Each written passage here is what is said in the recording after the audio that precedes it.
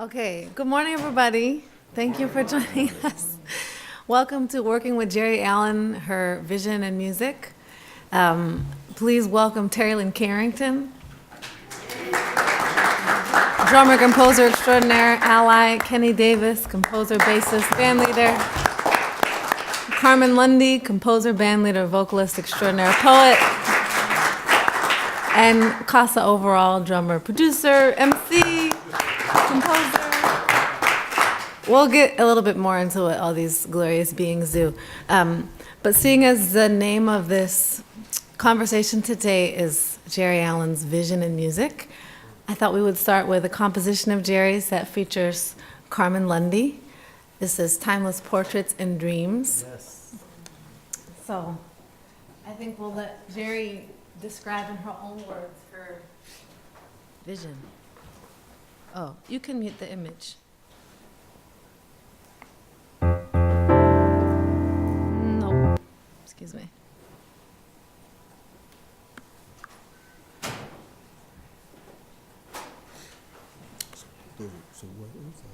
In tomorrow's world,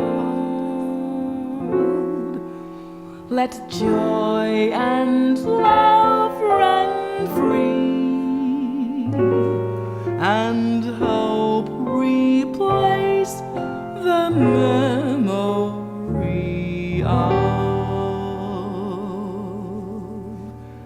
times when grief and strife were part of a world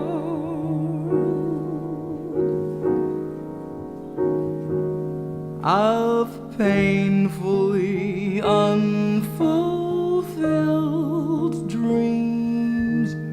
Let's hold on to our dreams, dreams floating,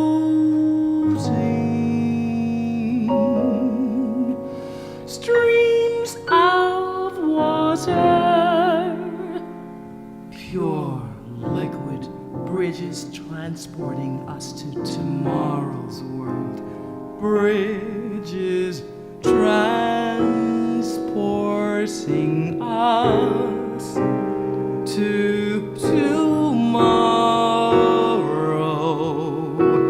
dreams floating, streams, water purifies and makes a bridge to transport us to a new tomorrow, in a world where joy and love run free. Let's hold on to our dreams. Dreams are floating streams, bridges, peace and love, our lives connected in times of strife, our lives connected, floating streams and timeless portraits with warmth and passion have been fashioned, peace and love in prayer connected in times of strife, our lives connected, notes and poems in joy and wonder, with gratitude and pure intention. I had to play the whole theme, the whole melody, because that is a perfect opening for the music and vision of Geri Allen. Carmen, would you speak a little bit about the making of this recording when Geri brought you the lyrics and the music? She, well, just to hear that, I can recall the moment in time and how early, how new the music was, how new that composition was, and she handed it to me, and just hearing I think I wanted it to sound childlike in the beginning, but as it played itself, it seemed to not want to sound so childlike, more like a person with wisdom and understanding of life. So for me, listening to it now, it's just all of that happening. But she handed me the tune. She handed me the handwritten chart, her hand, not the computer, right? So it's her notes. And because it was new, I wanted to respect what she had written, what was on the page, the rhythmic values, everything. So it was just out of a way to respect, and then it was, of course, that she trusted me to now render it. So that was the hardest part of all. But we never really, it wasn't like we sat in a room and rehearsed it and rehearsed it and rehearsed it. It was, here's the tune, Carmen, okay, the session is tomorrow. Okay, now I'll meet you there at 4, okay? And we'll run it before we take the take, do a take. It was like, so that in and of itself for me was that she was trusting me. And it wasn't like she said, well, Carmen, when you get to this part, could you just stretch that a little bit, and you're okay here. It wasn't like that at all. It was just this unspoken, here it is, it's yours, let's go. So in a funny way, you know how it is when you get a new tune and you're tracking it for the first time, and then you go to the bandstand and you take it to the people, and the composition and the performance of that piece evolves, and that's how I experience it now. So it was just, for me, it's all about her trusting that somehow, now when I sit down and I play it, which is what I was doing to learn it, the changes, okay, she's going to this, she's moving here, and now this is kind of I speak this.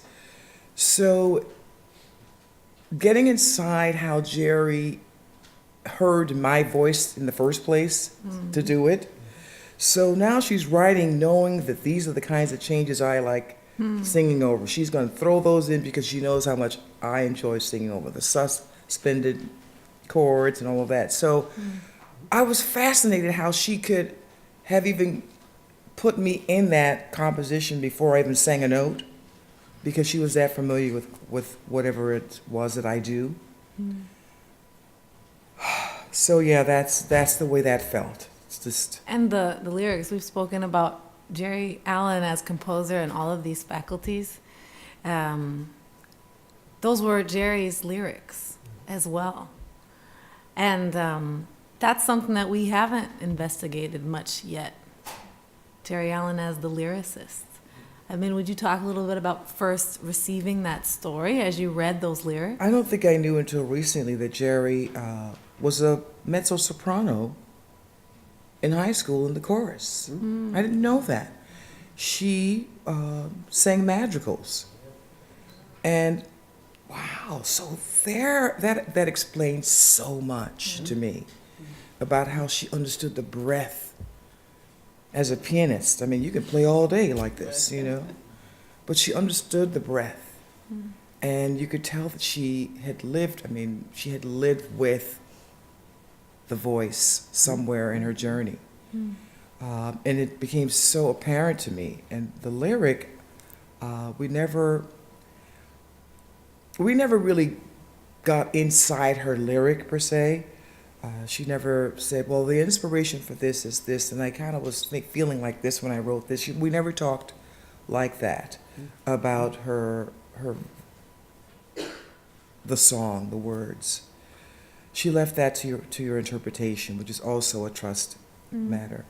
And when I read her lyrics, I'm getting two things. I'm getting her perception of the life around her, and I'm getting her allowing us in a little bit more, because now her words are speaking her truth, whereas we're hearing the piano, we're hearing the music. So the words were a little bit more of us knowing a little bit more about what she wanted us to know about her. And tonight there'll be a new lyric with Your Pure Self. That I've never really sung, yeah. touches me incredibly, but she never sung it, and it's never been recorded. So it'll be debuted, as far as I know, tonight, right? Yeah.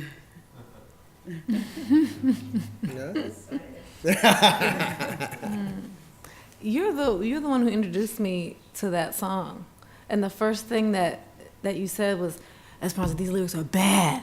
You gotta check out. She wrote these lyrics. These lyrics are bad. Woo! And as we listened through the first time, here's my mic. Maybe you should use this one, because you're moving back and forth. Thank you. Um, Do you know where these lyrics grew out of?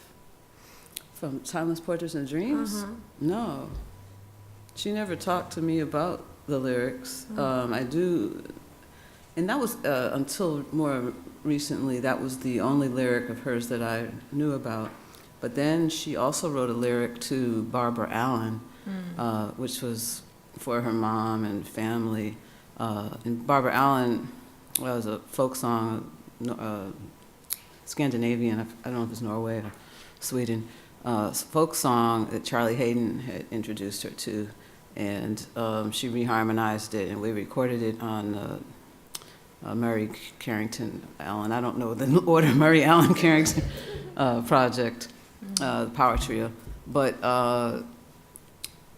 that lyric was sung just once in New York last month. And now tonight will be the first time, Your Pure Self. And that lyric, I'm glad it's not recorded, because I'm glad you're not playing it, because I would probably sit up here and cry. I don't really want to do that. But that lyric is amazing. And so tonight I can't wait to hear Carmen sing it. Yeah. And that one's actually to her son. That theme keeps coming up in these conversations of Geri writing for and bringing out the music within the people that she invites to collaborate with. I want to play a little clip from Timeline, which is a band that I think you played with that Kassa for 10 years, Something like that. Me and Kenny and Maurice Chestnut. Tap dance. Let me play a little bit of this. So first, actually, I want to play a clip of Geri playing duo from a live performance with Timeline before the bass and drums come in. Okay. But there's bass and drums, but they haven't come in yet. You'll see what I mean. Okay.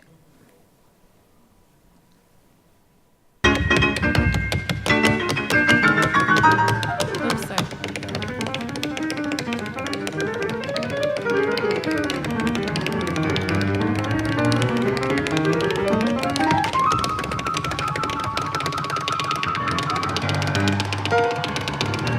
There's the bass.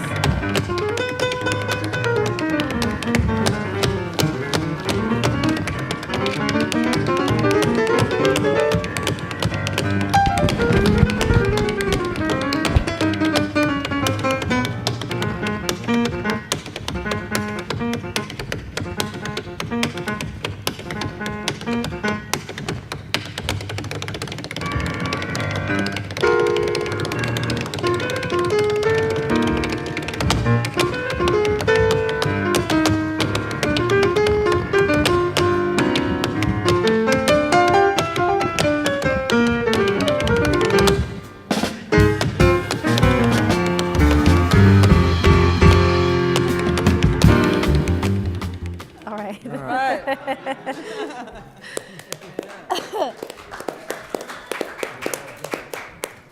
So we'll hear what happens when the bass and drums join in later. But tell me about that moment when Geri approaches you and says, I'm going to start a project called Timeline with tap, bass, and drums. Well, she said, Kenny, I'm bringing in some young guys. I'm like,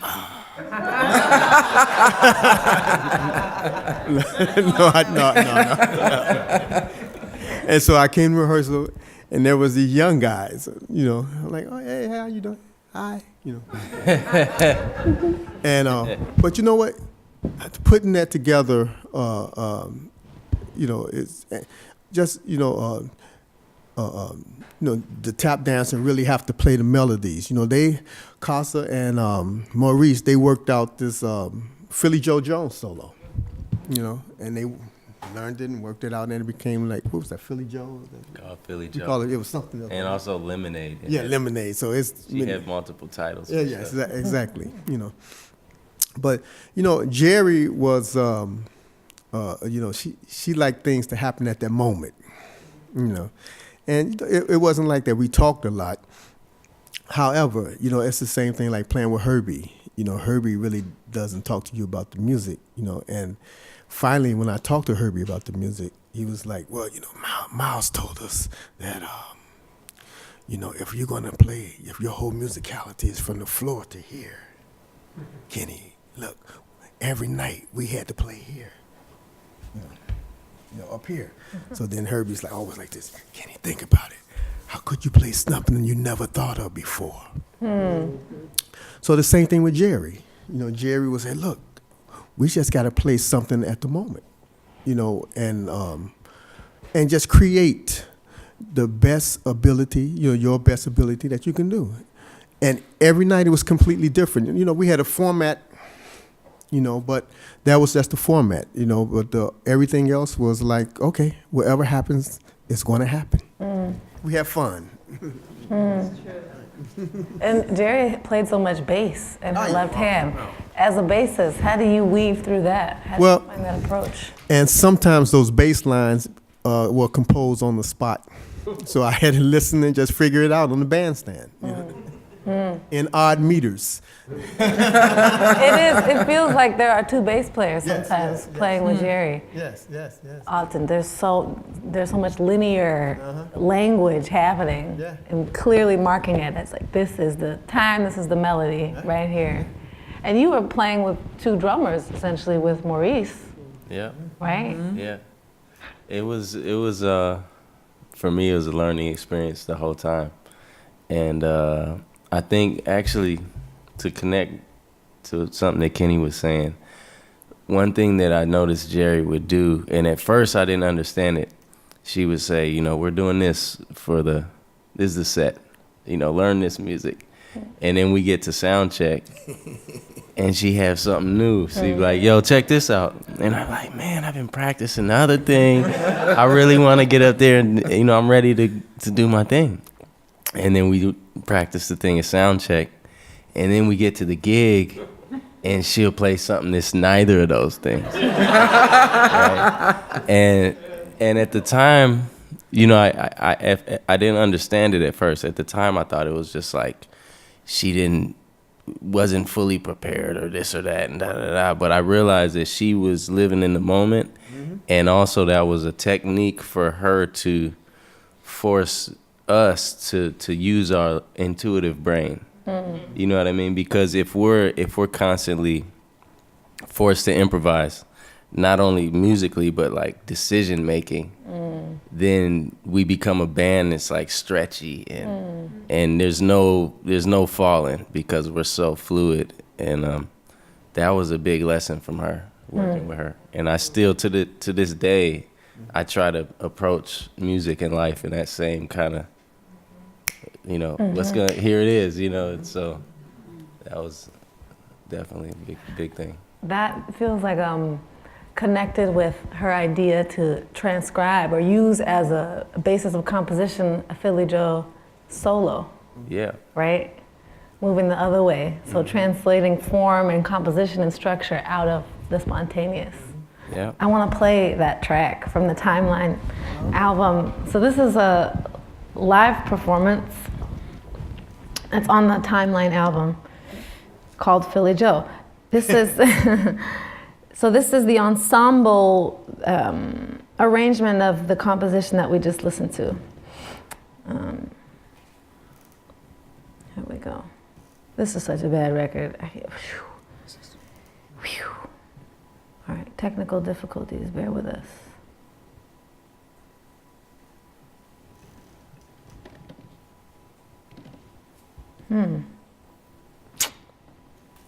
Okay.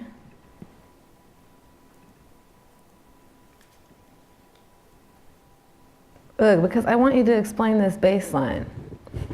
It's very mysterious. Oh, Right? we talked about that bass line a lot. Which one? The Philly Joe bass line. Don't. Da-da-da-da-da-da. Yeah. Can you sing that? What is that? You can sing it, Kassa. 1, 2, 3, 4. 1 da dun dun. Oh. 1 da dun dun. 1 da dun dun. 1 Wow.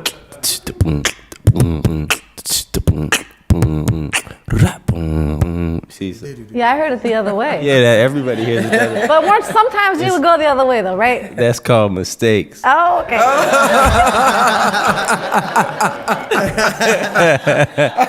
That's what that is. Okay. That happened to me a lot on Drummer Song when we go to play that.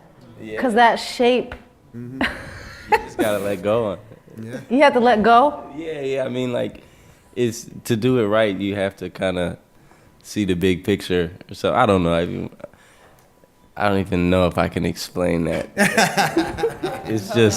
It's like all her compositions. It's almost like there's little things to keep you from getting too relaxed, and it can be the most like simple sounding song, and then you try to play it, and you're like, this isn't easy at all, you know. And I'm not a harmonic master, but I'm sure that her harmony has the same kind of like, like don't get too comfortable because like it's gonna switch up, you know. Yeah, well, I remember we rehearsed just before the performance, and she did some type of dominant 7 chord. It was like a flat, if anybody know anything about music, flat 9, flat 13 type chord. I'm like, okay, go. So now we get on the gig, that same chord becomes a double diminished chord. So now you got to figure out what you're going to play over these 2 double diminished chords that she put together half steps apart. It was because I had to finally ask her what she did. A C sharp full diminish in the left hand and a C full diminish in the right hand. She just put them both together. Great. She was great. Could I just comment on Drummer Song? Yeah. So the thing with that, I mean, I think I first played it with her in about 1984. But I didn't have the luxury of playing it over and over. You know what I mean? Like once you play something with somebody over and over again, you get to get inside of it more. So, you know, I might have played with her 10 years later, play it one more time, you know, and then, you know, a few more times over the last several years. But so what I find interesting and rhythmically about it is when you hear, for me, when I hear the bass line, or not the bass line, but the piano motif. Piano point. I hear 4 and 2 for that. So this is for me.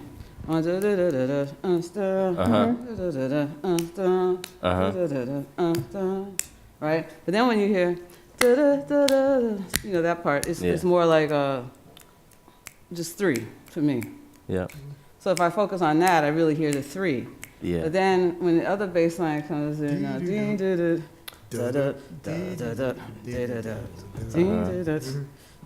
so that I hear a slow 3. Halftime to the, because that one is like 4 and 2, so I have to hear that. And I don't count when I play it, but I just hear it. You know, it's 3, 4, 1, 2, the other one, and then you know, so it's just layering. Can you phrases, unmute the audio? you know, so that you don't get tired of a vamp. Yeah, it never gets Because comfortable. you could hear that vamp for a long time and not get tired of it. And and if you don't know where one is, Yeah. every and time you listen to it, you're gonna And then the displacement. hear it. Starting off of the one, like the bass line starting on beat 2 or 3 rather. I'm gonna play some of that. Yeah. Same with the melody. When I first heard it, I thought it was, but did it, you know, but did it, and And then when it goes to the 7, And for the solos, you're relieved. Right. I mean, that's when it gets easy. That's true.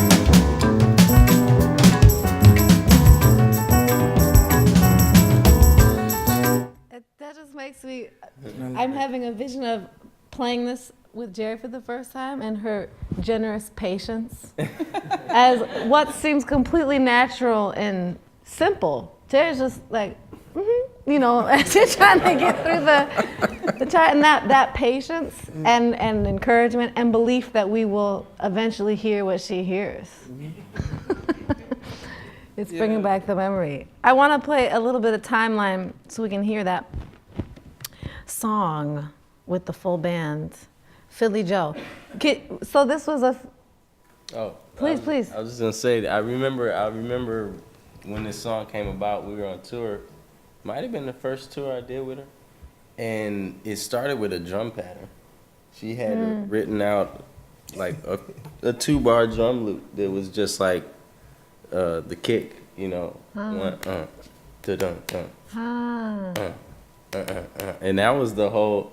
And I think she was like, play that beat. I played the beat, and then the bass line came out of that. And, Wow. and so it's like, it shows, you know, how she could take something so tiny and then add on and fractally grow into a whole arrangement, you know. But just a little That's beautiful. piece. Okay.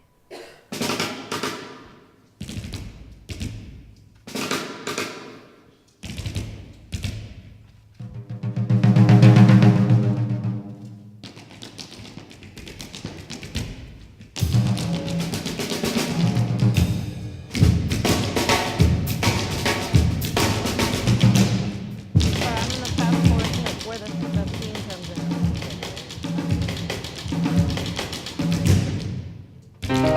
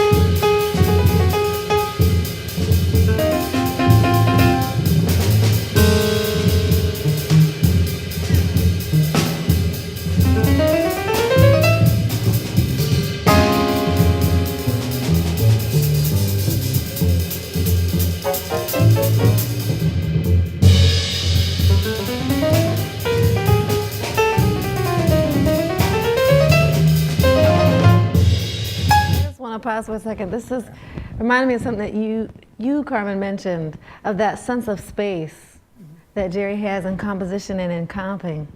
And just listening to that, it reminded me of conversations we've had, Terri, about how when we play with other piano players after playing with Geri, we sense with all the virtuosity and madness and depth and awesomeness, there is this signature courtesy / space holding that Geri embodies. And I'm hearing it right there. You hear her saying like, and?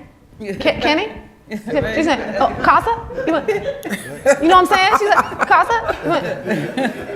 You know what I'm talking about? And then Because she's creating like conversation Yes. with you, so you feel like you're involved. You're not accompanying necessarily.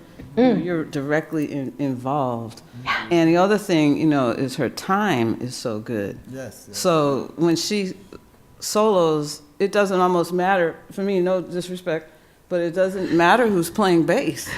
It does in other ways, but rhythmically, it doesn't, because I follow her time. You know what I mean? Because if she's soloing, her time is in there. And the beautiful thing, even when you listen to something like that, is as hip as she could play and all the things that she did, she never, what's the word, forsake or what. I mean, the blues was always there. Yeah. You know what I mean? She didn't forget about the blues, and that's like, to me, the greatest pianist didn't like. I mean, to me, Herbie, same thing, right?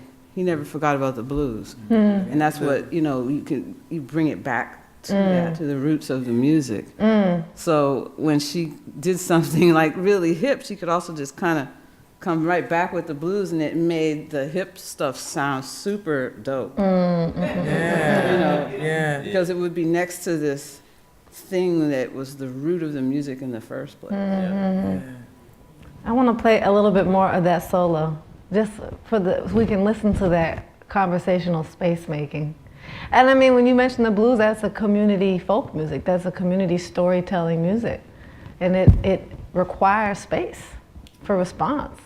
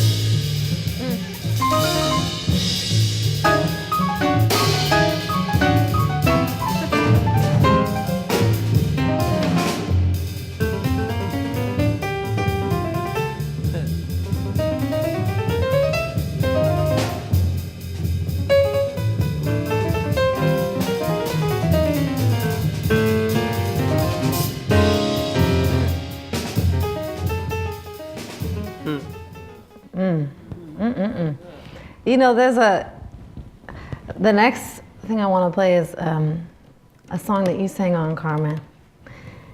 So speaking about space, Geri made harmonic space too.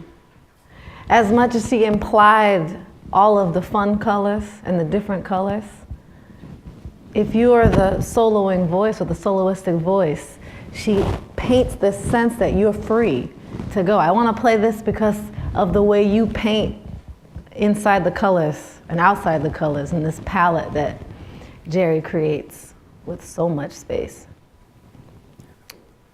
This is again off of the album Timeless Portraits and Dreams. This song is called Well Done. And it is well done.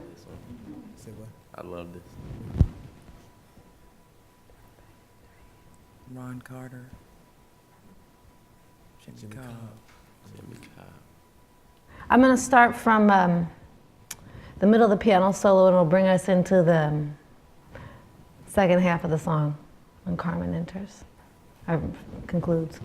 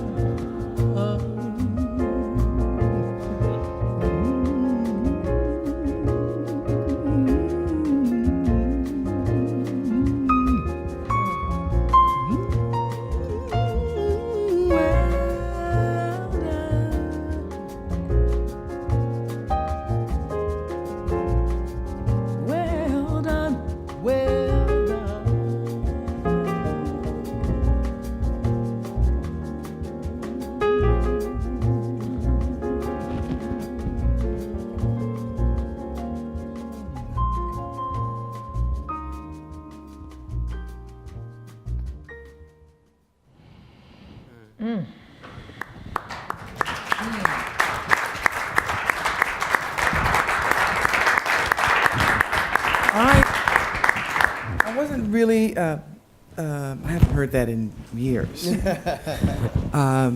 Wasn't really, to really talk about my experience and how, as a vocalist working with, Geri was an amazing accompanist.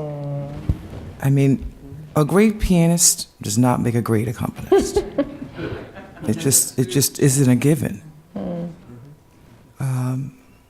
And the less you have to say to someone supporting you, the more amazing they are as an accompanist. So it's.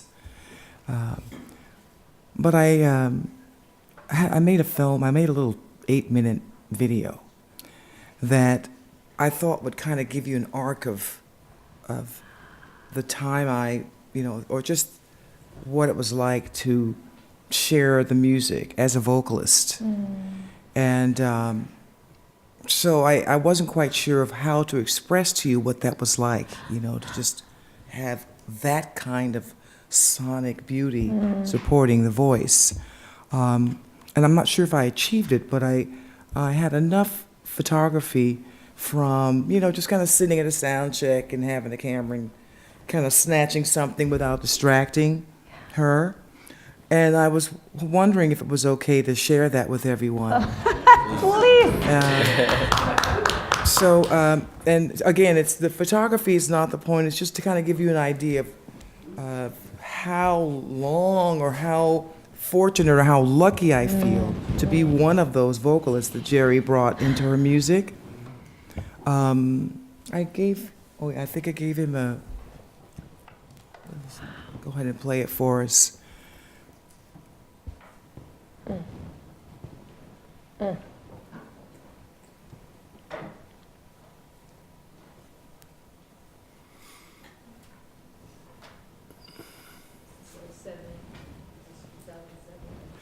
Well, just to set it up, we met in the 80s in New York, and so it's from that time.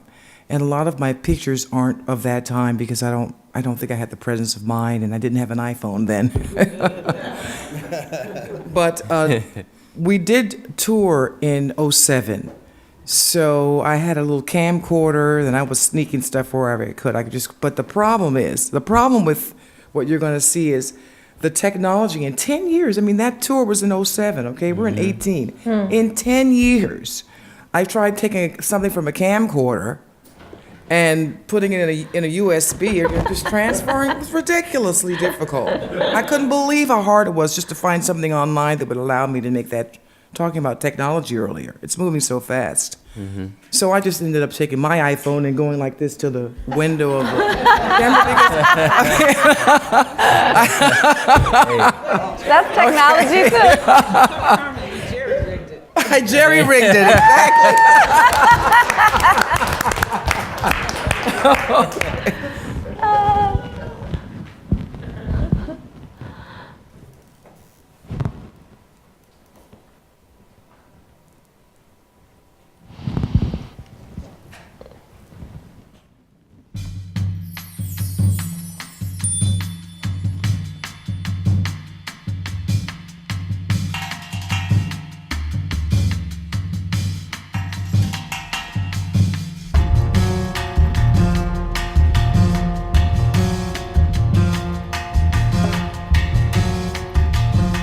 I met Geri in the spring of 1983 in New York City when we played together for the first time. I booked a duo gig uptown on Broadway at 98th Street. The club was called Jay's, a small room upstairs with a console piano. I was scheduled to perform with another great pianist, Kenny Kirkland, when at the last minute, needed to find someone else. Other players were raving about this young and gifted player from Detroit on the scene. We instantly felt the same vibe in the music, and she was a great accompanist. I was thrilled to meet and share the stage with a great musician who also happened to be a woman.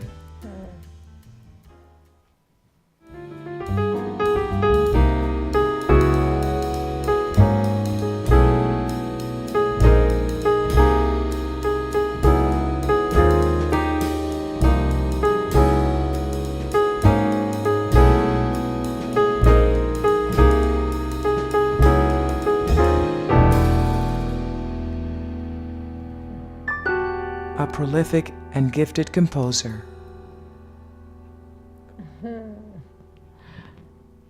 Beautiful, inside and out.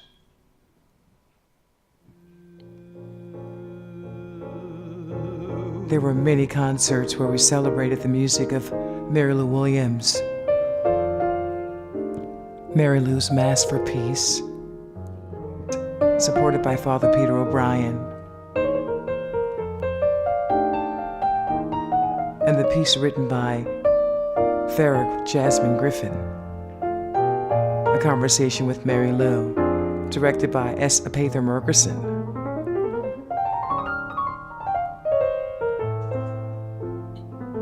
And then there was the film, produced and directed by Carol Bash, the lady who swings the band.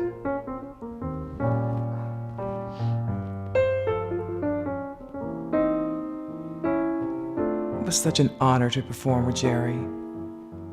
I can recall the concert where we were at the prestigious Spelman College in Atlanta.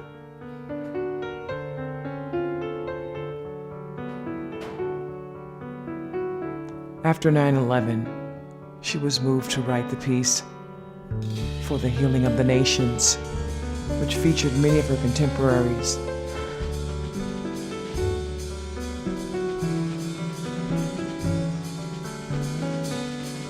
Dwight Andrews, Nina Freelon, Mary Stallings, Afro Blue, and so many others.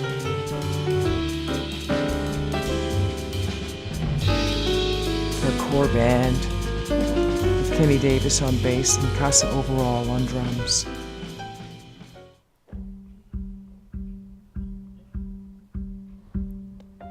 She's recorded with me on a few of my projects, and there was one where I invited her to bring her children along to sing on a tune of mine that I called Alphresia.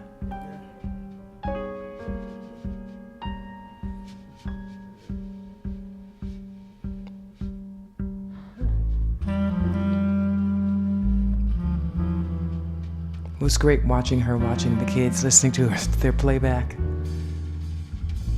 And there's Joe Furla in the background.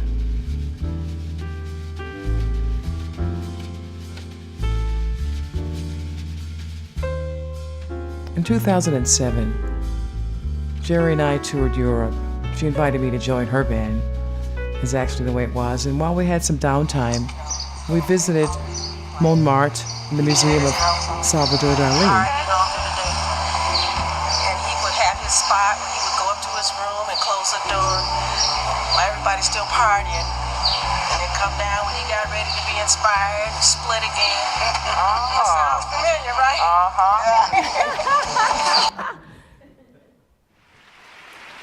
There was Daryl Hall on bass, Kassa on drums, and she even brought a tap dancer along on this tour, Maurice Chestnut.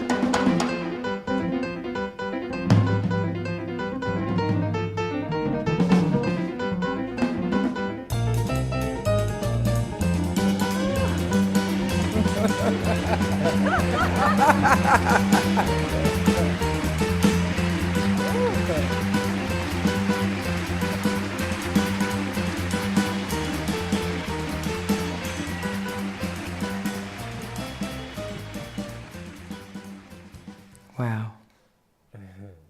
Those were great times.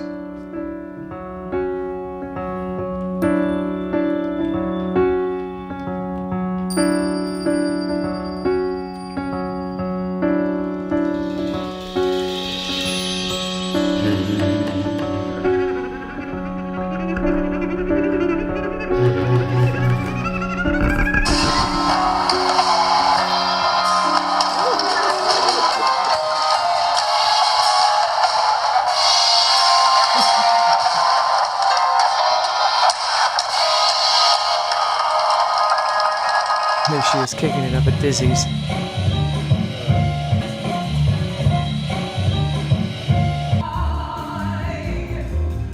And at the Kennedy Center.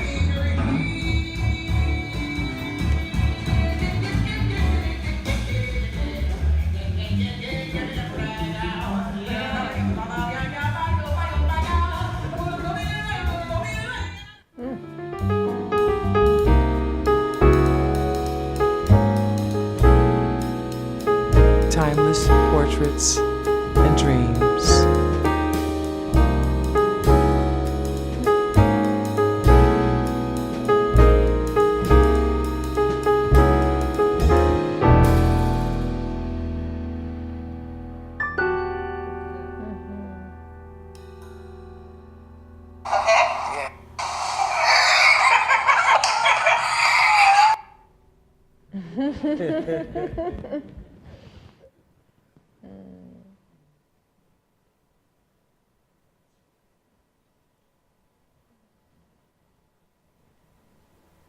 So that's it. Thank you.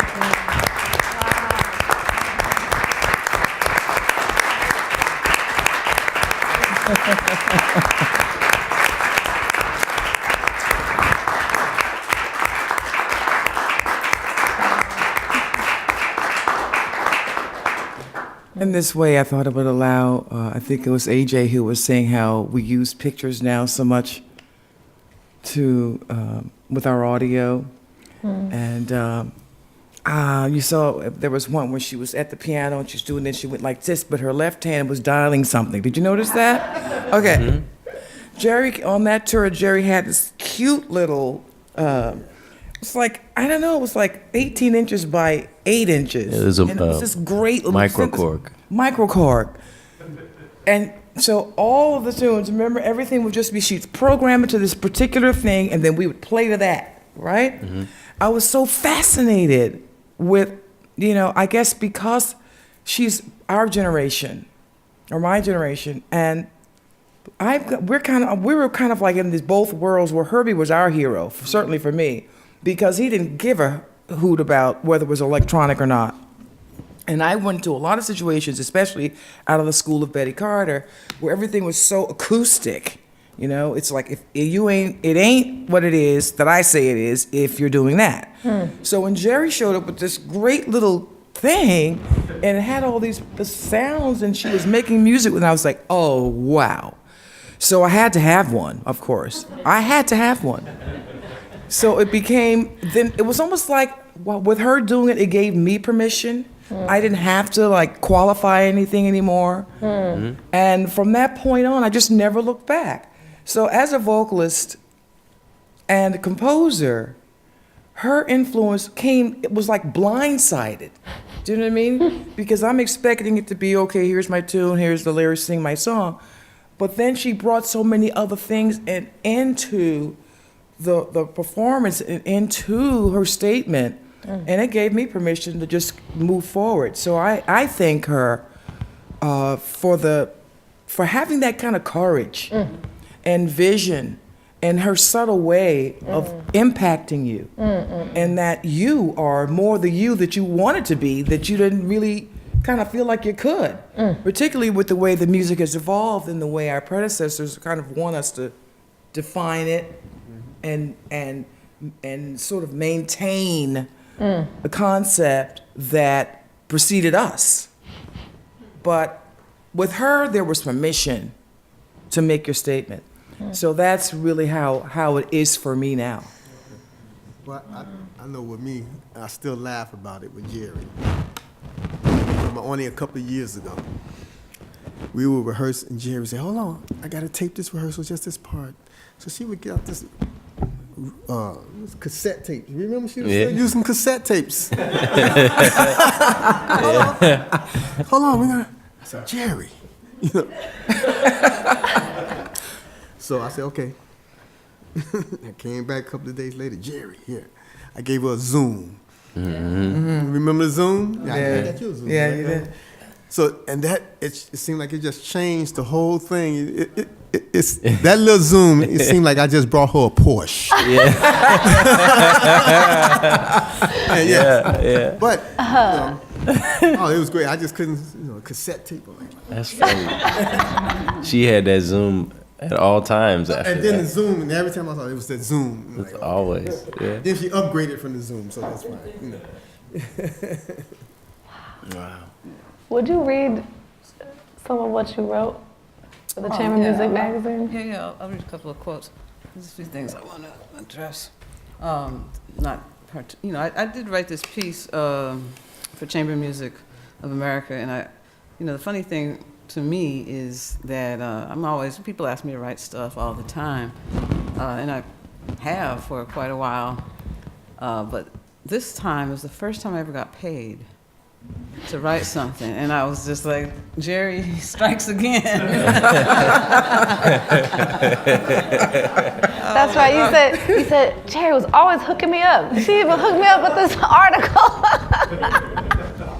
But anyway, I'm just reading a couple of quotes. But if anybody wants to find it, I'm sure they can online. This is a beautiful, beautiful piece. Yeah. Where the publication is? Chamber Music Magazine. It's Chamber stunning. Music of America. I must say, you know how we get compliments all the time as musicians, but when we get compliments on other things, it's almost like a bigger deal, right? So if I cook a good meal and somebody compliments me, I'm like, woohoo, you know, I'm more excited than if somebody compliments me playing the drums. And I must say, for anybody that was here yesterday, Farah,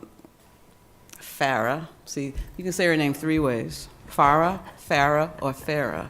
And I heard her say Farah yesterday when she said her own name, so I'm just putting that out there. Okay. But she wrote me the most beautiful email complimenting me on this piece, so I'm going to frame that and put it someplace in my house. But a couple of quotes. It's too long to read the whole thing. Geri followed her creative instincts no matter the price and was often compelled to take the hard road. That kind of fearless momentum is how Geri moved the genre forward. And just, talking about taking the hard road, there would be so many times we would be either in the studio or at the Vanguard or wherever, and she would come up with an idea, and I would always, I think my palms might start sweating a little bit, and I would maybe start stuttering a little, only because I knew that this idea was going to take us down a road that was not going to be the easy road. Mm-hmm. And not that I like the easy road, but there's always limited time. Yeah, sound check. With whatever it is we were doing.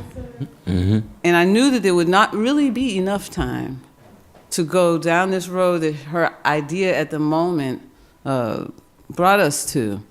But we would work it out, Mm-hmm. And somehow I would be probably, in my own way, suggesting something else. Always, yeah. I'm a witness. Not always. No, not always, but it'd be sound check, and there's 2 hours or 1 hour, and we have like 5 new tunes to go through, and we get to like 3.5, and Jerry's like, oh, what if on that part we opened it up, and then you cue the melody, and and Terry started to go,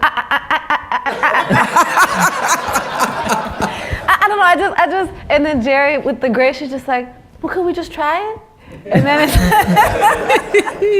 then it's an hour later, and then in the moment of the show afterwards, we're all like, okay, Geri, yeah. It would be a great thing, even though we didn't get to the other music we were supposed to, and somehow on faith we would get through it all. Always. But what I realized is sometimes it's more important to go through this process that, as Kassa was saying, that really had nothing to do with what your task is. The difference is, on the gig, we actually did play the music that we outlined. And sometimes maybe didn't get to that idea we spent an hour on. Yeah. But just one other thing I wanted to read from here. Geri's soft-spoken nature stood in sharp contrast to her ferocity at her instrument. A non-astute person might mistake her grace and humility as being timid or even apologetic until she sat down at the piano. The intense yet elegant sound that followed married the beauty of a rose with the aggression of a tornado. And I really felt that. I felt like, in Buddhism it talks about a lotus flower coming out of mud. And these kinds of, polarities. And she really, and it took me, I was trying to find something, it took me a while, but that's what I feel when I hear her, the beauty of a rose and the aggression of a tornado, a force that just cannot be wavered, it's just, you had to go with this force. And to do it with such grace and elegance is, for me, one of the biggest lessons I would say that I learned from her. And yesterday, a lot of people were talking about, I know, Vijay, you said innovation and preservation.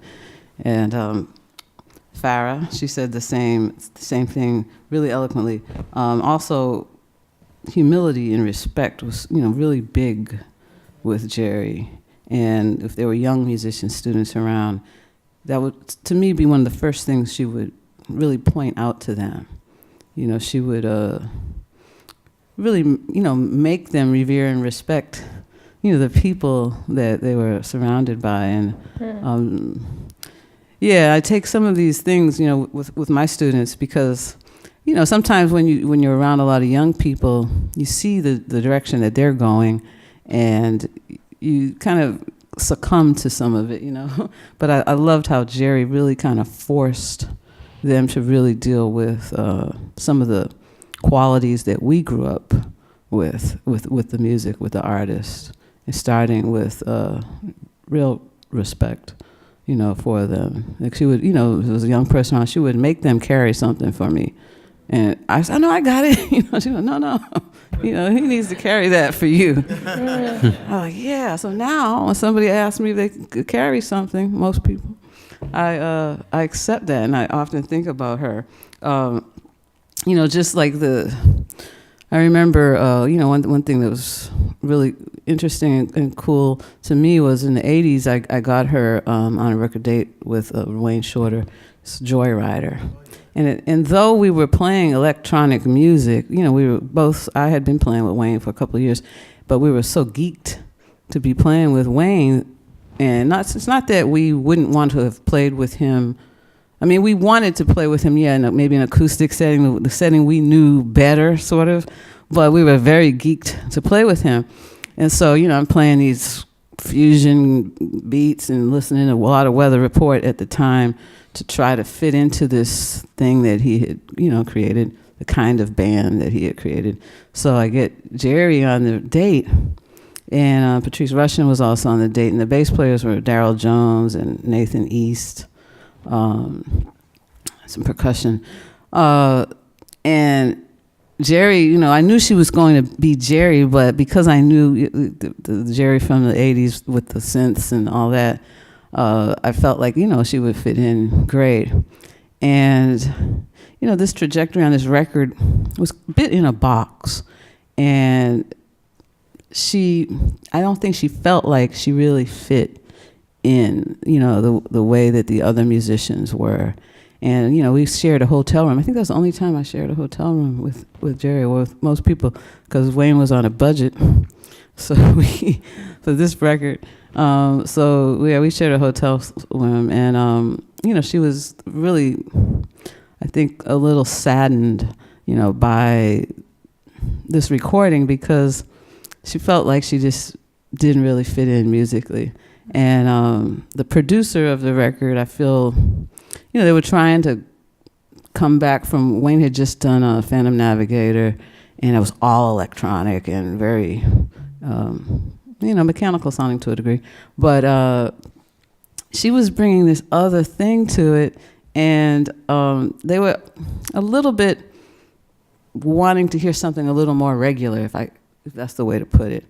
But what I loved is she was fearless in not leaving herself and her artistry and the sound that she heard in her head, even though the producer may have been suggesting other things. And I felt like she made that decision, because she could have played the way that the producer was suggesting, but she made the decision to stick with herself, to stick with her personality and on the piano. And when I listen back, to that record, the lines and the things that she brought in, which, might even be a little low in the mix, those were the real jewels, the real gems on the record, the things that, the ear candy, that make you say, whoa, what was that?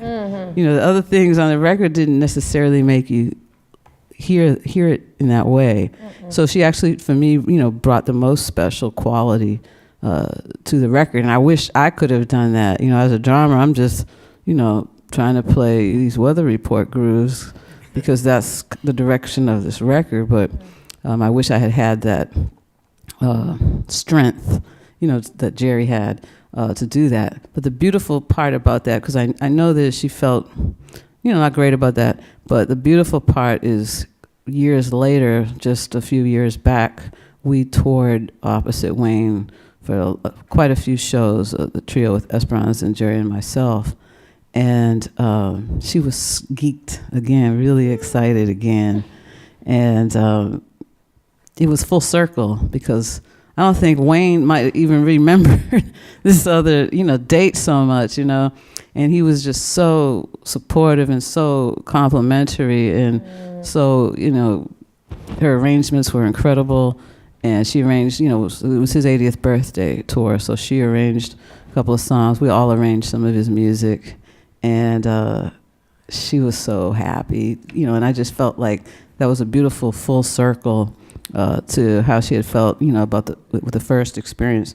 And, also her humility when she got honorary doctorate at Berkeley. I remember, because Valerie Simpson got an honorary doctorate too. She has so much respect and reverence for Val that she was nervous and they were going to play a little something together. And she was like, God, she really gets a big sound of the piano. I'm like, God, like she was totally nervous. And I was looking at her like, she does, yes, but you do too. And I mean, and you just have to play one line and it's a whole different thing, But I just thought it was amazing that Val actually made her nervous. And this is like, the great Geri Allen, and those kinds of things really make me smile, because I think when you're, that kind of artist, that does as much as Geri did, the humility really comes, makes you that kind of artist, because you keep pushing because you don't realize you're as great as you are. And I think that was the thing, to me with her. She didn't realize, like, Mulgrew was a peer of hers, and she always, she would say things like, I don't know, I don't think people think of me in the same way as they do Mulgrew. And I was like, I don't know, there's a whole lot of people that actually think of you in a much different way than Mulgrew, because you actually, pushed, the boundaries in a different way, than he did. But I think, there's also, I always say, navigating through a biased system takes a toll and helps to create self-doubt, and those are some of the things that have to change when it comes to women in jazz, women in this industry. And see, the thing is, what we can't forget, to me, is just because, Geri was accepted by her male peers and all the men in jazz, this is a, pretty much, a male-dominated, I don't want to say it's a boys' club, it's a man's field for the most part, and the women that are in it are the ones that have been accepted in a certain way by the men, right? So just because she was, doesn't mean that, her womanhood didn't bring so much of what made her great to the table. But people don't often talk about that, because people look at it like, well, we don't think about her being a woman. We just feel like she was a great pianist that happens to be a woman, but that's true, of course. But you can't forget, the part of her that, her womanhood really brought a lot to it. And I think, when we talk about space and the things that we've been talking about, those are not all women have that, of course, too. But those are things that can't be forgotten just because she was accepted, and I think about, that a lot, with myself too. We talked about that sometimes. And I think, the girls' camp, was really important for her. And, I really wish that that could have either been started sooner, and we could really see, after, many years, what her influence, could have been, working so closely with so many young women, because it's at those ages that so much of the work still has to be done. And she was really trying to do that, people high school and under, not just the college students. Yeah. Anyway. Yeah. That, I think, is a natural segue into exploring some ACS music. So this is a trio that we played in with Geri Allen, Terri, Lyne, and myself. And it was your idea to put this trio together. Maybe it was like a rivulet from the Mosaic Project, but it sounded like something that you've been wanting to do for a long time. Well, actually, this was before the Mosaic, because we did a quartet gig. Yes. So I think that the idea of this trio preceded that, except, we had a horn. I knew we had music that probably needed a horn at the time, But I think that that was actually the precursor. This is an arrangement that Terri did of Wayne Shorter's Fall. So, as Terri mentioned, we performed opposite of the Wayne Shorter Quartet for about a year, celebrating his 80th birthday. And I'm not sure where this video is from. I just found it. But here you go. Oops. Sorry.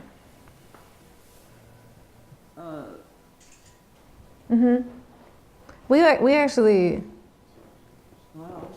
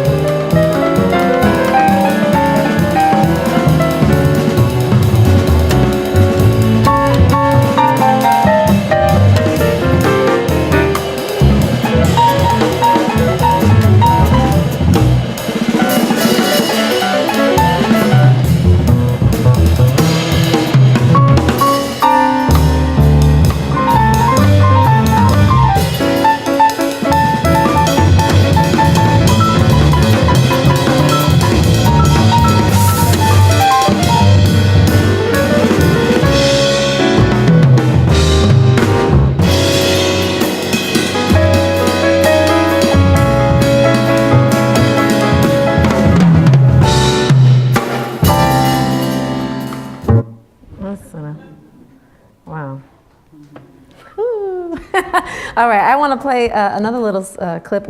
There's no video for this, so you can mute the visuals, please. So little did we know last April when we performed at Scholars, it would be the last time that ACS Trio got to work together. And we knew that something was going on with Geri, but we didn't fully understand the depth. And just this morning, Terri and I were speaking about this, or maybe last night, and again, Geri was embodying this at all costs spirit to pursue the inspiration in the music. So we don't know what she was feeling, but we knew she was fighting through the effects of medicine she was taking and exhaustion and just the stress of dealing with what she was dealing with. And in the music, you hear that analogy you just described of the lotus emerging from the mud. There's so much joy and peace and lightness and energy in the music, even though Geri was really struggling. So this is a composition of Eric Dolphy, who was really instrumental and influential in Geri's life. This is Miss Anne from Scholars last April. I'll just play a little clip. Can you turn the volume up a little bit, please?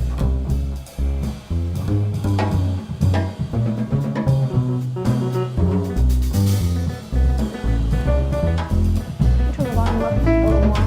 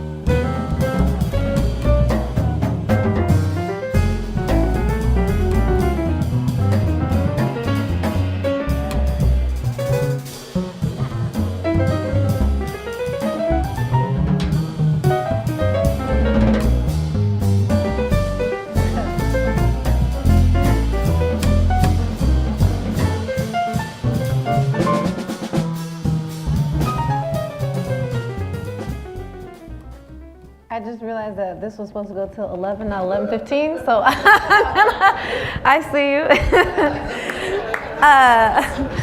Anyway, yeah, I just want to add off of something you just mentioned. You know, Geri was the first musician that I got to work with that gave permission to be feminine as an instrumentalist.